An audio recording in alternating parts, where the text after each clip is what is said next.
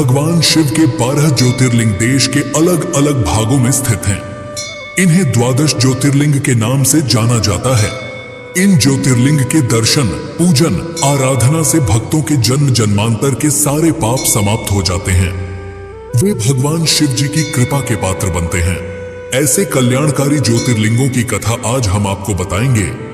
श्री सोमनाथ मंदिर गुजरात प्रांत के काठियावाड़ क्षेत्र में समुद्र के किनारे सोमनाथ मंदिर विश्व प्रसिद्ध है। यह ज्योतिर्लिंग पहले प्रभास क्षेत्र के नाम से जाना जाता था। यही भगवान श्री कृष्ण ने जरा नामक व्याध के बाण को निमित्त बनाकर अपनी लीला का अंत किया था। इस ज्योतिर्लिंग की कथा का पुराणों में भी वर्णन है। दक्ष प्रजापति की 27 कन्याएं थीं। उन सभी का विवाह चंद्रदेव के साथ हुआ था, किंतु चंद्रमा का समस्त अनुराग व प्रेम में से केवल रोहिणी के प्रति ही रहता था। उनके इस कृत्य से दक्ष प्रजापति की अन्य कन्याएं बहुत अप्रसन्न रहती थीं। उन्होंने अपनी यह व्यथा कथा अपने पिता को सुनाई।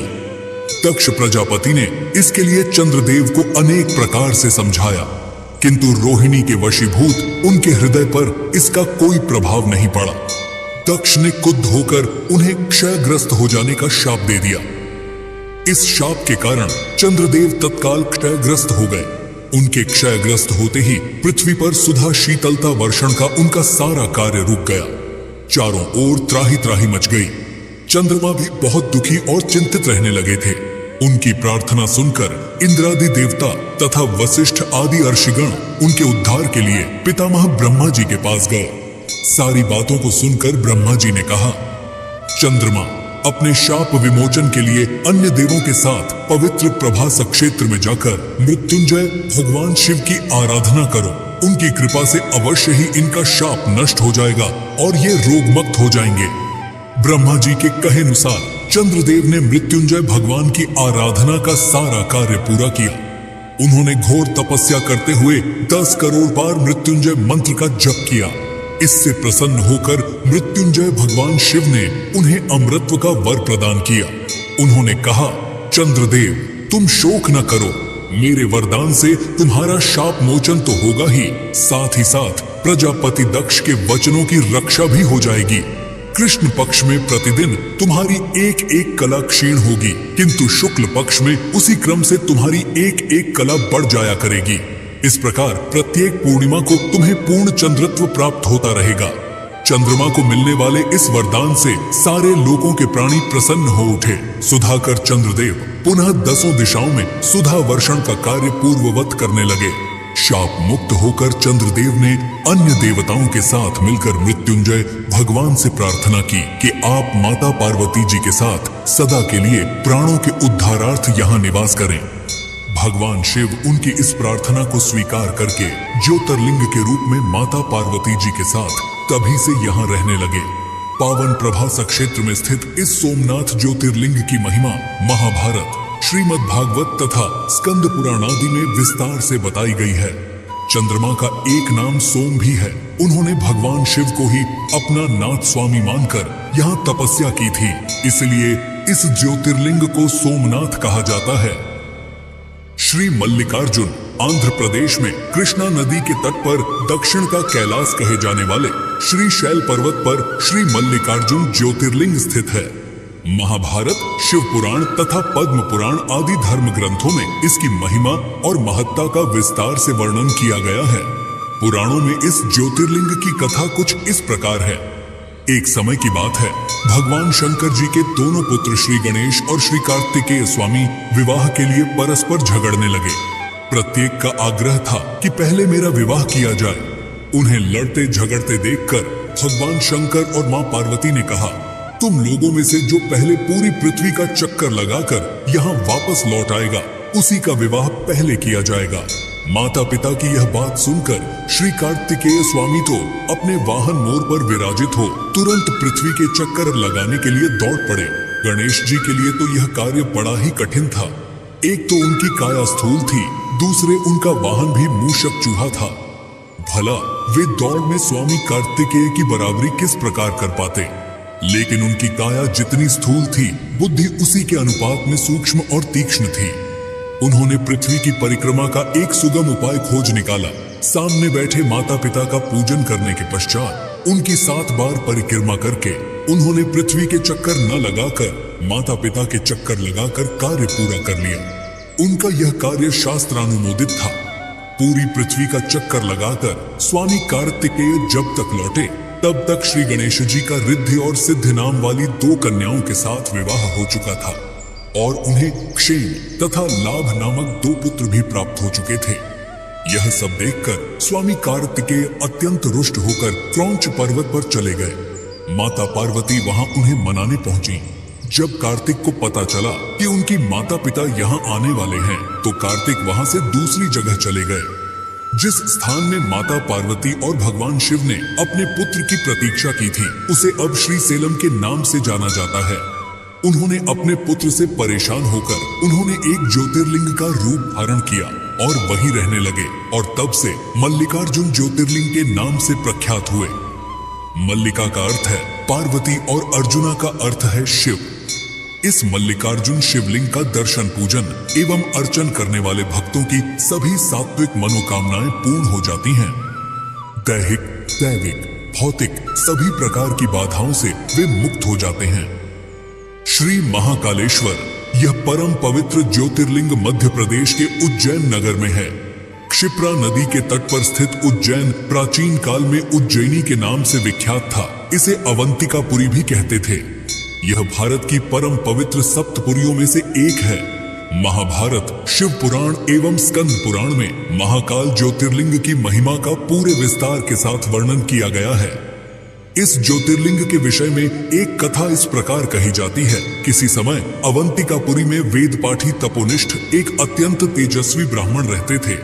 एक दिन दूषण नामक एक अत्याचारी असुर उनकी तपस्या में विघ्न डालने के लिए वहां आया। ब्रह्मा जी से वर प्राप्त कर वह बहुत शक्तिशाली हो गया था। उसके अत्याचार से चारों ओर त्राही त्राही मची हुई थी। ब्राह्मण को कष्ट में देखकर प्राणी मात्र का कल्याण करने वाले भगवान शंकर वहां प्रकट हो गए। उन्होंने एक हुंकार मात्र से उस दारुण अत्याचारी दानव को वहीं जलाकर भस्म कर दिया। ब्राह्मणों ने महादेव से यहीं विराजमान होने के लिए प्रार्थना की। ब्राह्मणों के निवेदन से प्रसन्न होकर शिव जी यहाँ महाकालेश्वर ज्योतिर्लिंग के रूप में वास करने लगे। भगवान वहां हुंकार सहित प्रकट हुए, इसीलिए उनका नाम महाकाल पड़ गया। इसीलिए परम पवित्र ज्योतिर्लिंग को महाकाल के नाम से जाना जाता है। भगवान शिव समय यानी काल के अंत तक यहीं रहेंगे, इसलिए भी इन्हें महाकाल कहा जाने लगा। श्री ओंकारेश्वर यह ज्योतिर्लिंग मध्य प्रदेश में पवित्र नर्मदा नदी के तट पर ओम आकर के पर्वत पर स्थित है। इस स्थान पर नर्मदा के 2 धाराओं में विभक्त हो जाने से बीच में एक टापू सा बन गया है। इस टापू को मानधाता पर्वत या शिवपुरी कहते हैं। नदी की एक धारा इस पर्वत के उत्तर और दूसरी दक्षिण होकर बहती है। दक्षिण वाली धारा ही मुख्य धारा मानी जाती है। इसी मानधाता पर्वत पर श्री ओंकारेश्वर ज्योतिर्लिंग का मंदिर स्थित है। पूर्व काल में महाराज मानधाता ने इसी पर्वत पर अपनी तपस्या से भगवान शिव को प्रसन्न किया था। इसी से इस पर्वत को मानधाता पर्वत कहा जाने लगा। इस ओंकारेश्वर ज्योतिर्लिंग के 2 स्वरूप हैं। एक को ममलेश्वर के नाम से जाना जाता है। यह नर्मदा के दक्षिण तट पर ओंकारेश्वर से थोड़ी दूर हटकर है। पृथक होते हुए भी दोनों की गणना एक ही में की जाती है। शिवलिंग के 2 स्वरूप होने की कथा पुराणों में इस प्रकार है। एक बार विंध्य ने पार्थिव अर्चना के साथ भगवान शिव की 6 मास तक कठिन उपासना की। उनकी इस उपासना से प्रसन्न होकर शंकर जी वहां प्रकट हुए। उन्होंने विंध्य को उनके मनोवांछित वर प्रदान किए। विंध्याचल की इस वर प्राप्ति के अवसर पर वहां बहुत से ऋषिगण और मुनि भी पधारे। उनकी प्रार्थना पर शिव जी ने अपने ओंकारेश्वर के 2 भाग किए। एक का नाम ओंकारेश्वर और दूसरे का ममलेश्वर पड़ा। दोनों लिंगों का स्थान और मंदिर पृथक होते भी दोनों की सत्ता और स्वरूप को एक ही माना गया है। ओंकारेश्वर शिव भगवान का अकेला ऐसा मंदिर है जहां रोज गुप्त आरती होती है। इस दौरान पुजारियों के अलावा कोई भी गर्भगृह में नहीं जा सकता। शिव पुराण में इस ज्योतिर्लिंग की महिमा का विस्तार से वर्णन किया गया है। श्री ओंकारेश्वर और श्री ममलेश्वर के दर्शन का पुण्य बताते हुए नर्मदा स्नान के पावन फल का भी वर्णन किया गया है। श्री केदारनाथ यह ज्योतिर्लिंग पर्वतराज हिमालय की केदार नामक चोटी पर स्थित है। पुराणों एवं शास्त्रों में श्री केदारेश्वर ज्योतिर्लिंग की महिमा का वर्णन बारंबार किया गया है। इस चोटी के पश्चिम भाग में पुण्यमती मंदाकिनी नदी के तट पर स्थित श्री केदारेश्वर महादेव का मंदिर अपने स्वरूप से ही हमें धर्म और अध्यात्म की ओर बढ़ने का संदेश देता है। चोटी के पूर्व में अलकनंदा के सुरम्य तट पर बद्रीनाथ का परम प्रसिद्ध मंदिर है। अलकनंदा और मंदाकिनी ये दोनों नदियां नीचे रुद्रप्रयाग में आकर मिल जाती हैं। दोनों नदियों की यह संयुक्त धारा और नीचे देवप्रयाग में आकर भागीरथी गंगा से मिल जाती हैं। इस प्रकार परम पावन गंगा जी में स्नान करने वालों को भी श्री केदारेश्वर और बद्रीनाथ के चरणों को धोने वाले जल का स्पर्श सुलभ हो जाता है। कहा जाता है कि यह मंदिर समुद्र तट से लगभग 12,000 फीट की ऊंचाई पर स्थित है। सर्दियों में मौसम की खराब स्थिति के कारण यह मंदिर साल में 6 महीना के लिए खुला रहता है। कहा जाता है कि पवित्र केदारनाथ मंदिर का निर्माण 8वीं शताब्दी ईस्वी में हिंदू गुरु आदि शंकराचार्य द्वारा किया गया था। आदि शंकराचार्य ने उस स्थान का पुनर्निर्माण किया जहां माना जाता है कि महाभारत के पांडवों ने एक शिव मंदिर का निर्माण कराया था। पौराणिक कथा के अनुसार ऐसा कहा जाता है कि पांडव अपने कौरव भाइयों का अंत करने के बाद अपने पापों का प्रायश्चित करने के लिए भगवान शिव से माफी मांगने जाना चाहते थे, लेकिन भगवान शिव उनसे मिलना नहीं चाहते थे। इसके बाद भगवान शिव गुप्तेश्वर में छुप गए, जहां आज केदारनाथ का ज्योतिर्लिंग स्थित है। पांडवों ने और द्रौपदी ने एक बैल देखा जो अन्य बैल से बहुत अनोखा था। पांडवों में से भीम ने उन्हें पहचान लिया कि वह बैल कोई और नहीं बल्कि भगवान शिव है। भगवान शिव जो उनसे छिप रहे थे वे नंदी बैल के रूप में थे। भीम ने बैल को पकड़ने की कोशिश की लेकिन सफल नहीं हो सका। बैल ने खुद को जमीन में धंसा लिया था। भीम ने बैल की पूंछ पकड़कर बाहर खींचने की कोशिश की लेकिन वह नहीं कर सके। इसके बाद भगवान शिव ने खुद को और नीचे धकेल दिया और अलग अलग स्थानों में केवल कुछ हिस्सों में ही प्रकट हुए, जैसे कि केदारनाथ में उनके पीठ का ऊपरी हिस्सा प्रकट हुआ, तुंगनाथ में भुजाएं, मध्य महेश्वर में नाभि और पेट, रुद्रनाथ में चेहरा और कल्पेश्वर में बाल सिर प्रकट हुआ। पांडवों ने शिव की पूजा करने के लिए इन 5 केदारों पर मंदिर बनवाए, जिससे वह अपने पापों से मुक्त हो गए और भगवान शिव ने त्रिकोण रूप में इस पवित्र स्थान केदारनाथ में रहने का वादा किया। इसीलिए केदारनाथ इतना प्रसिद्ध है और भक्तों द्वारा पूजनीय है। भगवान शिव का यह ज्योतिर्लिंग इतना चमत्कारिक है कि केदारनाथ में आया भयंकर प्रलय भी इससे हिला नहीं पाया था।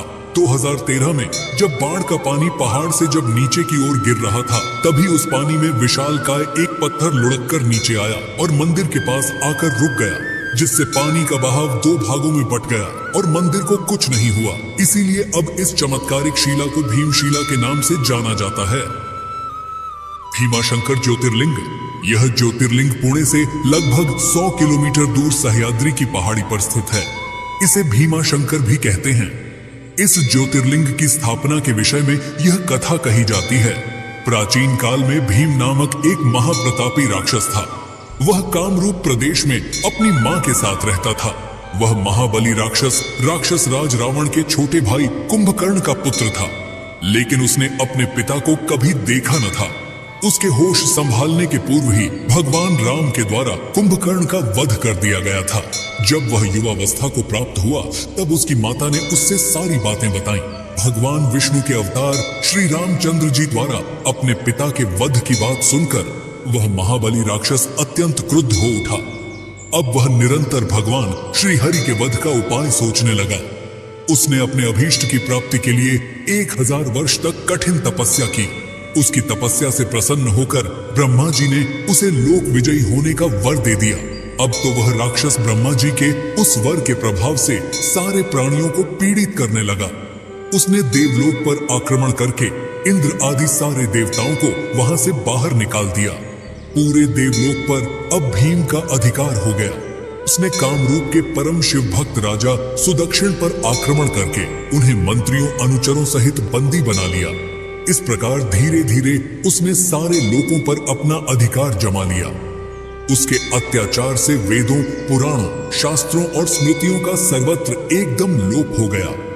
वह किसी को कोई भी धार्मिक कृत्य नहीं करने देता था। इस प्रकार यज्ञ, दान, तब आदि के सारे काम एकदम रुक गए। भीम के अत्याचार की भीषणता से घबराकर ऋषि मुनि और देवगण भगवान शिव की शरण में गए और उनसे अपना तथा अन्य सारे प्राणियों का दुख कहा। उनकी यह प्रार्थना सुनकर भगवान शिव ने कहा, मैं शीघ्र ही उस अत्याचारी राक्षस का संहार करूंगा। उसने मेरे प्रिय भक्त कामरूप नरेश को भी सेवकों सहित बंदी बना लिया है। कामरूप अपने सामने पार्थिव शिवलिंग रखकर अर्चना कर रहे थे। उन्हें ऐसा करते देख क्रोधोन्मत्त होकर राक्षस भीम ने अपनी तलवार से उस पार्थिव शिवलिंग पर प्रहार किया, किंतु उसकी तलवार का स्पर्श उस लिंग से हो भी नहीं पाया कि उसके भीतर से साक्षात शंकर जी वहां प्रकट हो गए। उन्होंने अपनी हुंकार मात्र से उस राक्षस को वहीं जलाकर भस्म कर दिया। भगवान शिव जी का यह अद्भुत कृत्य देखकर सारे ऋषि मुनि और देवगण वहां एक होकर उनकी स्तुति करने लगे। लोगों ने भगवान शिव से प्रार्थना की कि महादेव, आप लोक कल्याणार्थ अब सदा के लिए यही निवास करें। यह क्षेत्र शास्त्रों में अपवित्र बताया गया है। आपके निवास से यह परम पवित्र पुण्य क्षेत्र बन जाएगा। भगवान शिव ने सबकी यह प्रार्थना स्वीकार कर ली। वहां वह ज्योतिर्लिंग के रूप में सदा के लिए निवास करने लगे। उनका यह ज्योतिर्लिंग भीमेश्वर के नाम से विख्यात हुआ। काशी विश्वनाथ ज्योतिर्लिंग। काशी विश्वनाथ मंदिर भारत के उत्तर प्रदेश के वाराणसी शहर में पवित्र गंगा नदी के तट पर स्थित है। वाराणसी भारत में सबसे लंबे समय तक रहने वाले शहरों में से एक है, जिसे बनारस या काशी के नाम से भी जाना जाता है, और ये भारत के साथ सबसे पवित्र शहरों में से एक है और कई महत्वपूर्ण हिंदू मंदिरों का घर है। बनारस को एक ऐसे जगह के रूप में भी जाना जाता है जहां आयुर्वेद और योग परंपरा के निर्माता पतंजलि रहते थे और शिक्षा देते थे। ये एक महत्वपूर्ण बौद्ध शहर भी है, क्योंकि कहा जाता है कि बुद्ध ने अपना पहला उपदेश यही दिया था। इस पवित्र शहर में गंगा नदी के किनारे कई घाट है, लेकिन सबसे बढ़कर ये भगवान शिव का शहर है। कहा जाता है कि भगवान शिव चाहेंगे वही लोग यहाँ आ सकेंगे। ये मोक्ष प्राप्त करने और जन्म और मृत्यु के चक्र से मुक्त होने के लिए सबसे महत्वपूर्ण तीर्थ स्थलों में से एक है। ऐसा माना जाता है कि काशी विश्वनाथ पहला ज्योतिर्लिंग है जो पृथ्वी को तोड़कर आकाश तक चमका, और ऐसा करके उसने अन्य सभी देवताओं पर अपना वर्चस्व स्थापित किया। इस मंदिर में ज्योतिर्लिंग के साथ शक्तिपीठ भी है। इस मंदिर में शिव को विश्वेश्वर के नाम से भी जाना जाता है, जिसका अर्थ है ब्रह्मांड का शासक। इस ज्योतिर्लिंग की उत्पत्ति के बारे में सिर्फ पुराण में एक कथा का उल्लेख है। एक बार सृष्टि के रचयिता ब्रह्मा और सृष्टि के पालनकर्ता भगवान विष्णु के बीच अपने सर्वोच्चता को लेकर बहस हुई।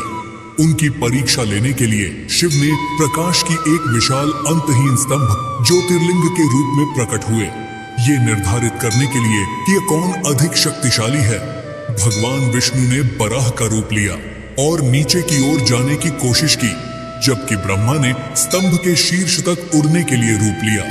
लंबे समय तक स्तंभ के अंत को खोजने की कोशिश करने के बाद ब्रह्मा ने अहंकार के कारण झूठ बोला और कहा कि उन्हें स्तंभ का अंत मिल गया है, और साक्षी के रूप में कौतुकी का फूल दिखाया, जबकि भगवान विष्णु ने ईमानदारी से कहा कि उन्हें इसका अंत नहीं मिल सका और उन्होंने अपनी हार स्वीकार कर ली। तब भगवान शिव ने क्रोधित भैरव का रूप धारण किया और ब्रह्मा के 5वें सिर को काट दिया और उन्हें शाप दिया कि उनकी पूजा नहीं की जाएगी, और भगवान विष्णु को अपने सामान हर मंदिरों में पूजा जाएगा। कहते हैं कि पृथ्वी के जिस स्थान पर यह स्तंभ गिरा था, वह जगह आगे जाकर काशी विश्वनाथ कहलाया।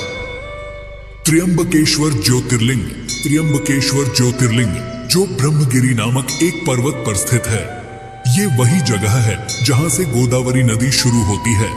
इस ज्योतिर्लिंगों की सबसे बड़ी खासियत है यहाँ पर मौजूद 3 छोटे छोटे लिंग, जिन्हें ब्रह्मा, विष्णु और शिव जी का प्रतीक माना जाता है। पौराणिक कथाओं के अनुसार भगवान ब्रह्मदेव ने भगवान शिव को प्रसन्न करने के लिए ब्रह्मगिरी पर्वत पर तपस्या की थी। तभी से इस पर्वत को ब्रह्मगिरी पर्वत के नाम से जाना जाता है। कहते हैं कि ब्रह्मगिरी पर्वत के बीच आश्रम हुआ करता था, जहां महान ऋषि गौतम रहते थे। एक बार वहां भारी सूखे और अकाल के कारण वहां से सभी मनुष्यों के साथ साथ सभी जीव जंतु भी भागने लगे। जिसे देखते हुए ऋषि गौतम ने जल के देवता वरुण देव की तपस्या की। उनकी तपस्या से प्रसन्न होकर वरुण देव ने उन्हें एक ऐसा कुंड भेंट किया जिसमें कभी न खत्म होने वाला जल था। गौतम ऋषि ने उस पानी का उपयोग सभी प्राणियों की मदद करने के लिए किया। ऋषि गौतम को लोगों का अधिक प्यार और स्नेह मिला, इसलिए ऋषि गौतम को अधिक पुण्य प्राप्त हुआ। लेकिन जल्द ही आश्रम के दूसरे ऋषियों को इस बात से जलन होने लगी और उन्होंने गौतम ऋषि को नीचा दिखाने के लिए भगवान गणेश की तपस्या की। जैसे ही भगवान गणेश जी प्रकट हुए तो सभी ऋषियों ने उनसे गौतम ऋषि को नीचा दिखाने का आग्रह किया। इस पर गणेश जी ने उन्हें समझाने की कोशिश की, परंतु जब सारे ऋषि नहीं माने तो गणेश जी ने मजबूरन एक कमजोर गाय का रूप धारण किया और ऋषि के आश्रम में पहुंचे। गाय की ऐसी हालत देखकर ऋषि गौतम ने गाय को कुछ चारा प्रदान किया, लेकिन जैसे ही गाय ने चारे को खाया तुरंत उसकी मृत्यु हो गई। जिसके बाद सभी ऋषि वहां आ पहुंचे और उन्होंने गोहत्या का पाप ऋषि गौतम पर लगा दिया। गौतम ऋषि ने गोहत्या के पाप को दूर करने के लिए भगवान शिव को प्रसन्न करने के लिए इसी पहाड़ी पर तपस्या की थी। भगवान शिव प्रसन्न हुए और गौतम ऋषि से पूछा कि वे क्या चाहते हैं।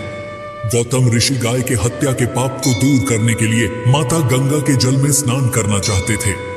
भगवान शिव ने गौतम ऋषि की इच्छा स्वीकार कर ली और गंगा माता का जल ब्रह्मगिरी पर्वत पर भेज दिया। लेकिन गंगा नदी वहां से बार बार गायब हो जाती थी, क्योंकि गंगा माता वहां अकेले नहीं जाना चाहती थी। इसलिए गंगा माता ने आगे भगवान शिव से त्र्यंबकेश्वर में उनके साथ रहने के लिए प्रार्थना की और भगवान शिव ने गंगा माता के अनुरोध को स्वीकार कर लिया और ज्योतिर्लिंग त्र्यंबकेश्वर के रूप में भूमि से उत्पन्न हुए, जिसे आज त्र्यंबकेश्वर ज्योतिर्लिंग के रूप में जाना जाता है। वैद्यनाथ ज्योतिर्लिंग। वैद्यनाथ ज्योतिर्लिंग झारखंड राज्य के देवघर में स्थित है। ज्योतिर्लिंग को सिद्धपीठ भी कहा गया है, जहां पर भक्तों की मुराद जल्दी पूरी होती है। पौराणिक कथाओं के अनुसार रावण शिव जी को प्रसन्न करने के लिए हिमालय क्षेत्र में तपस्या कर रहा था। उसने अपने 9 सिर शिव जी को अर्पित कर दिया था। जैसे ही वो अपने 10वें सिर का बलिदान देने वाला था, शिव जी उनके सामने प्रकट हुए और उनसे पूछा कि वे क्या चाहते हैं। रावण ने कामना ज्योतिर्लिंग को लंका द्वीप पर ले जाने को कहा और शिव को कैलाश से लंका ले जाने का इच्छा व्यक्त की। भगवान शिव रावण के अनुरोध पर सहमत हुए, लेकिन एक शर्त के साथ उन्होंने कहा कि यदि लिंग को रास्ते में कहीं भी रखा गया तो यह देवताओं का स्थायी निवास बन जाएगा और इसे कभी भी स्थानांतरित नहीं किया जा सकेगा। यह सुनकर कि भगवान शिव कैलाश पर्वत पर अपने निवास स्थान से चले गए, सभी देवी देवता चिंतित हो गए। उन्होंने भगवान विष्णु से इसका समाधान मांगा।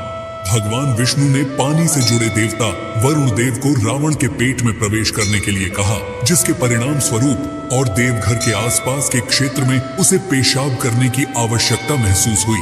कहानी में कहा गया है कि विष्णु जी ने एक चरवाहे का रूप लिया। जब रावण पेशाब करने गया तो उसने इस ग्वाले को एक लिंग दिया। वरुण देव की उपस्थिति के कारण रावण को खुद को राहत देने में बहुत लंबा समय लगा। काफी देर तक रावण की प्रतीक्षा करने पर चरवाहा क्रोधित हो गया। फिर उसने लिंग को जमीन पर रख दिया और वहां से चला गया। वापस लौटने पर रावण ने लिंग को उठाने का प्रयास किया, लेकिन अपने प्रयास में असफल रहा। यह जानकर परेशान हो गया कि यह भगवान विष्णु का काम था और जाने से पहले रावण ने लिंग पर अपना अंगूठा दबाया, जिससे शिवलिंग आंशिक रूप से क्षतिग्रस्त हो गया। तब शिवलिंग की ब्रह्मा, विष्णु और अन्य देवी देवताओं द्वारा पूजा की गई और उन्होंने वैद्यनाथ मंदिर का निर्माण कराया। तब से महादेव ने कामना लिंग के अवतार के रूप में देवघर में निवास करते हैं। नागेश्वर ज्योतिर्लिंग। नागेश्वर ज्योतिर्लिंग अंधा नागानाथ महाराष्ट्र में स्थित है। नागेश्वर ज्योतिर्लिंग के बारे में सिर्फ पुराण में एक कथा दारुका नामक एक राक्षस के बारे में बताती है, जिसने सुप्रियो नामक एक शिव भक्त पर हमला किया और उसे अपने शहर दारुकावन में कई अन्य लोगों के साथ कैद कर लिया। जो समुद्र के नीचे एक शहर था जिसमें समुद्री सांप और राक्षस रहते थे। सुप्रियो के तत्काल उपदेश पर कैदियों ने शिव के पवित्र मंत्र का जाप करना शुरू कर दिया, जिसके तुरंत बाद शिव जी प्रकट हुए और राक्षसों का विनाश हुआ। जिसके बाद सुप्रियो ने उस ज्योतिर्लिंग की विधिवत पूजा की और शिवजी से इस स्थान पर रहने का आग्रह किया, जो कि आगे चलकर नागेश्वर ज्योतिर्लिंग के नाम से प्रसिद्ध हुआ। रामेश्वरम ज्योतिर्लिंग। रामेश्वरम तमिलनाडु के रामनाथपुरम जिले में एक शहर रामेश्वरम में स्थित है। इस मंदिर तक समुद्र के ऊपर पंबन पुल के माध्यम से पहुंचा जा सकता है। इस ज्योतिर्लिंग को विश्व के सबसे पुराने ज्योतिर्लिंग में से एक माना जाता है। बताया जाता है कि यह ज्योतिर्लिंग रामायण काल के समय जितना पुराना है, जिसे खुद भगवान श्री राम ने रावण को मारने के बाद ब्रह्म हत्या के पाप से बचने के लिए शिव जी की पूजा करने के लिए स्थापित किया था। केवल यही नहीं कहा तो ये भी जाता है कि आज के समय में जो रामेश्वरम मंदिर में जो पानी के 24 कुंड है, उसे भगवान राम ने अपनी वानर सेना की प्यास बुझाने के लिए अपने तीर से बनवाए थे। इस मंदिर के गलियारे को विश्व का सबसे बड़ा गलियारा कहा जाता है, जो कि 1212 स्तंभ पर टिका हुआ है। कहते हैं कि श्री राम ने श्रीलंका में राक्षस राजा रावण, जो एक ब्राह्मण था, उसके खिलाफ युद्ध के दौरान की गई हत्या के पाप से मुक्ति के लिए यहाँ शिव से प्रार्थना की थी। पुराणों के अनुसार श्री राम ने अपनी पत्नी सीता और अपने भाई लक्ष्मण के साथ यहाँ लिंगम स्थापित किया और पूजा की। रावण को मारते समय श्री राम पर ब्रह्म हत्या का पाप लगा। शिव जी की पूजा करने के लिए श्री राम ने हनुमान जी, जो स्वयं शिव जी के अवतार थे, उन्हें हिमालय से ज्योतिर्लिंग लाने का निर्देश देते हैं। क्योंकि लिंगम को लाने में अधिक समय लगा, इसीलिए माता सीता ने पास के समुद्र तट से रेत से एक लिंगम बनाया, जिसे आज भी मंदिर के गर्भगृह में स्थापित माना जाता है। ये विवरण वाल्मीकि द्वारा लिखित मूल रामायण में अच्छी तरह से समर्थित है, जहां ये युद्ध कांड में लिखा गया है। घृष्णेश्वर ज्योतिर्लिंग। घृष्णेश्वर ज्योतिर्लिंग महाराष्ट्र के औरंगाबाद से 30 किलोमीटर दूर भरेल गांव में स्थित है। गांव न सिर्फ घृष्णेश्वर ज्योतिर्लिंगों के लिए जाना जाता है, बल्कि इस जगह पर विश्व प्रसिद्ध एलोरा कैव्स भी देखने को मिलती है। घृष्णेश्वर शब्द का अत्यधिक महत्व है, क्योंकि इसका अर्थ है करुणा का भगवान। इस मंदिर को विभिन्न नाम से जाना जाता है, जैसे कि उसमेश्वर, घूसमेश्वर, दुष्मेश्वर और ग्रीष्मेश्वर। कहानी ये है कि शिवालय गांव में सुधर्मा नामक एक ब्राह्मण था, जो अपनी पत्नी सुधैया के साथ देवगिरी पहाड़ों में रहते थे। ये दंपति निसंतान थे, इसलिए सुधैया ने अपनी छोटी बहन घुसमा का विवाह अपने पति से कर दिया। अपनी बहन की सलाह पर घुसमा प्रतिदिन 101 लिंग बनाती, उसकी पूजा करती और पास के झील में विसर्जित कर देती। आखिरकार उसे एक बच्चे का आशीर्वाद मिला। समय के साथ सुधैया अपनी बहन से ईर्ष्या होने लगी और उसने घुसमा के पुत्र की हत्या कर दी और उसे उसी झील में फेंक दिया जहां उसकी बहन लिंग को विसर्जित करने जाती थी। हालांकि घुसमा की बहन ने उसे बताया कि उसके बेटे की हत्या में सुधैया का हाथ था। घुसमा ने भगवान शिव की दया पर पूरा भरोसा करते हुए अपने दैनिक अनुष्ठान जारी रखा और अपने विश्वास के उपरांत जब वो लिंग को विसर्जित करने गई तो उसने अपने बेटे को अपनी ओर आता हुआ देखा। भगवान शिव उनके सामने प्रकट हुए और उसे उसकी बहन के घृणित कार्यों के बारे में बताया। घुसमा ने भगवान शिव से अपनी बहन को क्षमा करने का अनुरोध किया। प्रसन्न होकर भगवान शिव ने उन्हें वरदान दिया। घुसमा ने भगवान शिव से यही रुकने का आग्रह किया। यही कारण है कि भगवान शिव यहाँ स्वयं ज्योतिर्लिंग के रूप में प्रकट हुए।